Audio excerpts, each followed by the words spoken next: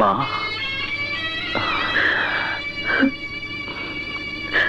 শিমু, আমি ওকে ডেকে আনছি মা। মা আসুন।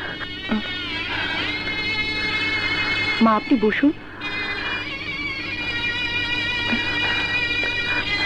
মা পানি।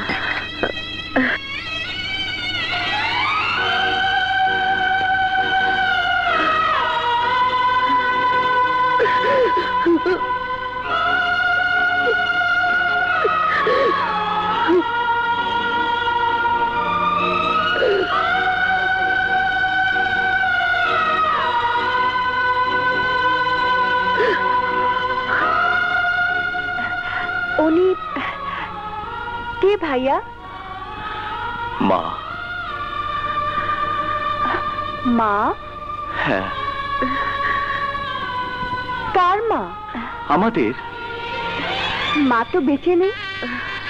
আমি মিথ্যে বলেছি, আমার জীবনের সবচেয়ে বড় মিথ্যে বলেছি। আমাকে তুই ক্ষমা করে দিস বোন। আমি শুধু আমার মায়ের আদেশ পালন করেছি। হ্যাঁ, আমি চাইনি তুমি জানো আমি বেঁচে আছি। কেন? আমি খুনের দায়ে জেল খেটেছি জানলে তুমি আর 10টা শিশুর মতো স্বাভাবিকভাবে বড় হতে পারতে না।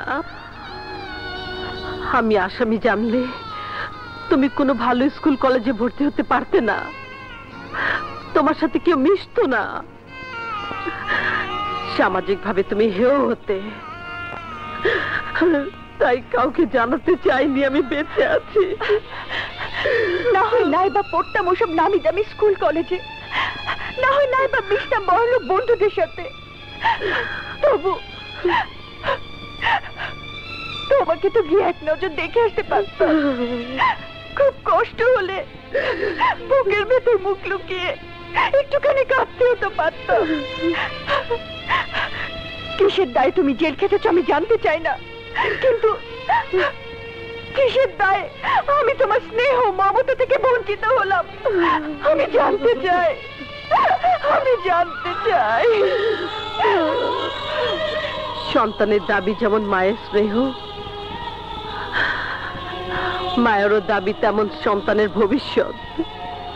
সন্তানের সুখের জন্য মা সবকিছু করতে পারে, সবকিছু।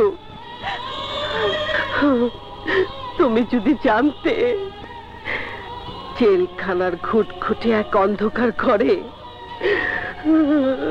তোমার মাকে তালা মেরে আটকে রাখা হয়, তাহলে তুমি ঘুমোতে পারতে?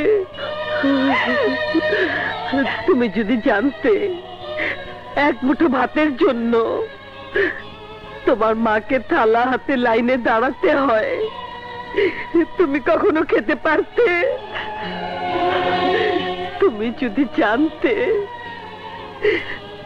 জেলখানায় আমি এক ইতর পশুর মতো বেঁচে আছি, তাহলে তোমার কচি বুকটা ভেঙে চুরমার হয়ে যেত। তুমি মানুষ না হয়ে একটা পাথর হতে পাথর। এখন তুমি বড় হয়েছো, এখন তোমার বিদ্যা আছে, বুদ্ধি আছে, তাই আমার ওই লুকিয়ে থাকার অর্থ তুমি বুঝবে। তবু যদি মনে হয় আমি তোমার উপর অন্যায় করেছি, তুমি আমাকে শাস্তি দাও। তুমি যে শাস্তি দেবে আমি হাসি মুখে মেনে নেব। মা গো, মা, আমাকে ছেড়ে তুমি কোথাও যাবে না, মরতে জন্য না, এটাই তোমার শাস্তি। আশ্চর্য। শিমু, কত দেরি হয়ে গেল। শিমু, কোথায় যাচ্ছ মা? না মানে মানে মা, আমি তোমার জন্য কত শাড়ি কিনতে যাব। এখন দরকার নেই, পরে কেনা যাবে। না মানে আমি এক্ষুনি।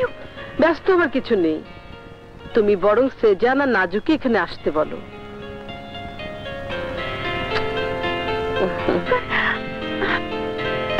আজকে না তোমাকে খুব সুন্দর লাগছে। মা, তুমি দেখেছো? পাখি, ওদের চা দাও। তোমরা কথা বলো, আমি ওই দিকটা দেখছি। মা, মানে আপনি অনুমতি দিলে আমি বাড়ি চলে যেতে পারি। সেজান বলছিল তুমি বাড়ি ফিরলে তোমাকে নাকি গুন্ডারা মেরে ফেলবে। হ্যাঁ। তাহলে কেন যাবে? সেজান যদি যেতে দিতে চায় যাও। আমি জেনে শুনে ওকে কি করে মৃত্যুর মুখে ঠেলে দেই। পরিস্থিতি যখন স্বাভাবিক হবে তখন যাবে মা। রাইট, ভাইয়া ঠিকই বলেছে মা। আজ হোক কাল হোক একদিন তো আমাকে যেতেই হবে, তাই বাধা দিবেন না। আমি বরং চলেই যাই। মা, স্টুডিওতে আমার একটু কাজ আছে, আমি গেলাম।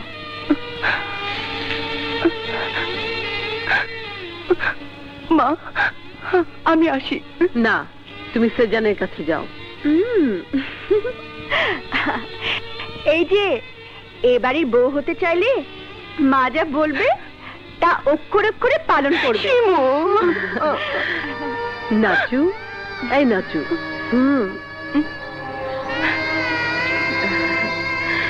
এবাড়ির বউ হতে তোমার আপত্তি আছে? মা, মা, আমরা খুব গরিব মা, খুব গরিব।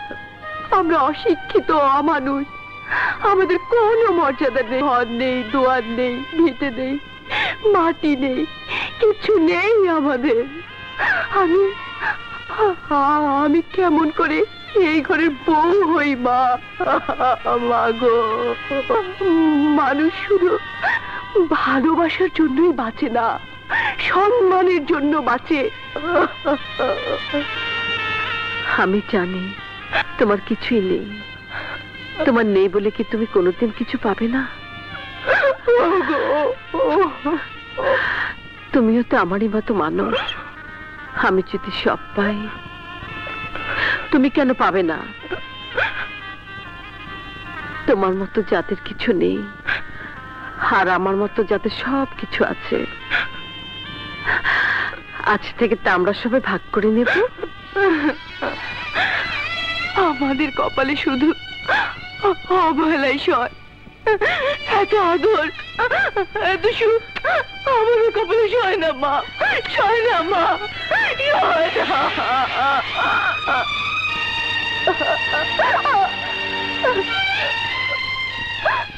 আমি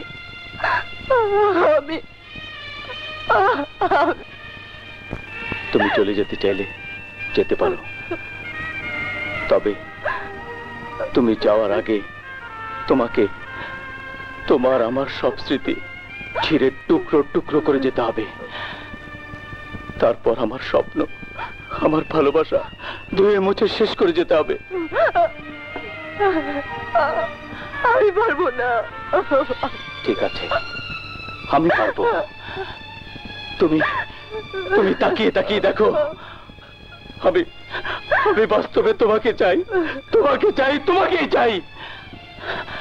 তোমার স্মৃতি নিয়ে আমি বাঁচতে চাই না, চাই না, চাই না, চাই না। নাজু, আমি তোমাকে ছেড়ে কোথাও যাবো না সেজান। আমার নাজু।